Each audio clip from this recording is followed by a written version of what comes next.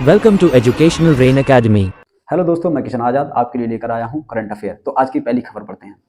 आज की पहली खबर है, भारतीय वायुसेना ने पहली बार रात में कारगिल के 8,800 फीट ऊंचे स्थान पर C-130J सुपर हरक्यूलस विमान की सफलतापूर्वक लैंडिंग कर ली है। इसमें गरुड़ कमांडो कारगिल भेजे गए थे। यहाँ पे एक शब्द आया गरुड़ कमांडो। गरुड़ कमांडो किससे संबंधित है? वायुसेना से संबंधित है। यह स्पेशल ट्रेनिंग के द्वारा तैयार किए जाते हैं। इस सफलतापूर्वक लैंडिंग से भारत चीन और पाकिस्तान के षड्यंत्र को नाकाम कर सकता है। अगर इसकी स्पीड की बात करें तो 644 किलोमीटर प्रति घंटा की इसकी स्पीड रहेगी। कैपेसिटी की बात करें तो 19 टन सामान को एक स्थान से दूसरे स्थान तक इजीली ले जाया जा सकता है। इसमें एक स्पेशल टेक्नोलॉजी का प्रयोग किया गया जिसका नाम है टनल मास्किंग। यह टेक्नोलॉजी ऐसी टेक्नोलॉजी है जिसमें किसी दुश्मन देश के या दुश्मन सेना के रडार सिस्टम को भी ये चकमा देकर विमान अपने लक्ष्य तक पहुंच सकता है। वायुसेना की बात करें तो 8 अक्टूबर 1932 को इसकी स्थापना हुई थी। इसी वजह से प्रतिवर्ष 8 अक्टूबर को वायुसेना दिवस मनाया जाता है। भारत और ब्रिटेन के बीच एक खबर आ रही है। 22 साल बाद रक्षा मंत्री ब्रिटेन के दौरे पर होंगे। रक्षा मंत्री श्री राजनाथ सिंह द्विपक्षीय रक्षा संबंधों को सशक्त बनाने के लिए 2 दिवसीय ब्रिटेन के दौरे पर रहेंगे। वहां पे हथियार निर्माण के जो स्थल हैं, जो कंपनियां हैं, उनका दौरा करेंगे और अपने समकक्ष ब्रिटेन के रक्षा मंत्री ग्रांड शॉप्स से मुलाकात होगी और साथ ही रक्षा सुरक्षा और औद्योगिक सहयोग पर बातचीत करेंगे। ऐसा 22 साल बाद देखने को मिलेगा। अपने भारत में अंतर्राष्ट्रीय महोत्सव 2024 मनाया जा रहा है। यह कहाँ मनाया जा रहा है? तो यह है गुजरात के अहमदाबाद शहर में। सीएम भूपेंद्र पटेल ने अंतर्राष्ट्रीय पतंग महोत्सव की शुरुआत की है। कहाँ मनाया जा रहा है? अहमदाबाद में। किसके द्वारा शुरू किया जाता है? गुजरात के मुख्यमंत्री भूपेंद्र पटेल द्वारा। कब से कब तक चलेगा ये? 7 जनवरी से 14 जनवरी तक यह महोत्सव जारी रहेगा। इसमें 55 देश हिस्सा लेंगे। 800 देशीय तथा 155 विदेशी पतंगबाज शामिल रहेंगे। इस अंतर्राष्ट्रीय महोत्सव में पहले दिन चंद्रयान और आदित्य L1 आकार की पतंगें भी दिखाई थी। कुछ पतंगों पर वन्यजीव और जलीय जीव संरक्षण का संदेश भी दिया गया।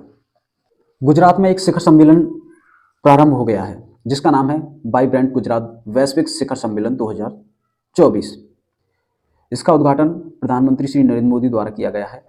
अगर इसके संस्करण की बात करें तो ये 10वां संस्करण होगा जो कि 10 जनवरी से 12 जनवरी तक जारी रहेगा। यह गुजरात के गांधीनगर शहर में इसका सम्मेलन किया जा रहा है। अगर इसके थीम या विषय की बात करें तो इसकी थीम रहेगी गेटवे टू द फ्यूचर, भविष्य का प्रवेश द्वार। इसमें 16 संगठन के साथ 34 देश भी शामिल होंगे। संसद रत्न पुरस्कार। 5 लोकसभा सांसदों को इस साल संसद रत्न पुरस्कार के लिए चुना गया है। यह 17 फरवरी को एक समारोह में दिया जाएगा। संसद रत्न पुरस्कार प्रतिवर्ष बेहतरीन प्रदर्शन करने वाले सांसदों को दिया जाता है। यह पुरस्कार सुकांत मजूमदार जो कि बीजेपी से हैं, श्रीकांत शिंदे शिवसेना, सुधीर गुप्ता बीजेपी, अमोल राम सिंह एनसीपी, कुलदीप राय कांग्रेस, इन 5 सांसदों को संसद रत्न पुरस्कार दिया जा रहा है। अगर आप इसमें देख पा रहे हो तो सुकांत मजूमदार ये हैं, श्रीकांत शिंदे ये हैं, सुधीर गुप्ता ये हैं, अमोल सिंह ये हैं और कुलदीप राय ये हैं। सांसदों को एक और पुरस्कार दिया जाता है जिसको कहते हैं संसद महारत्न पुरस्कार। वो 5 साल में एक बार दिया जाता है। चेन्नई स्थित एनजीओ प्राइम पॉइंट फाउंडेशन ने पूर्व राष्ट्रपति एपीजे अब्दुल कलाम के कहने पर इस सम्मान की शुरुआत की थी। बांग्लादेश की प्रधानमंत्री हैं शेख हसीना। अभी चुनाव हुए थे तो उन्होंने अपनी जीत हासिल कर ली है 1/3 बहुमत के साथ। वहाँ पे वोटिंग की बात करें तो 40% वोटिंग रही। 12वें आम चुनाव थे और ये 5वीं बार पद संभालेंगी। अगर कंटिन्यूस की बात करें तो लगातार 4थी बार रहेगा। इस प्रकार ये सबसे लंबे समय तक शासन करने वाली महिला बन गई हैं। किनको हरा के ये इन्होंने जीत हासिल की है? बीएनपी है, यानी बांग्लादेश नेशनलिस्ट पार्टी को हराया है इन्होंने। पंचायत तक सुशासन और पारदर्शिता पहुंचाने के लिए पंचायती राज मंत्रालय द्वारा देश भर की पंचायतों के युवा जनप्रतिनिधि और अधिकारियों को नेतृत्व और प्रबंधन का प्रशिक्षण प्रारंभ किया जाएगा।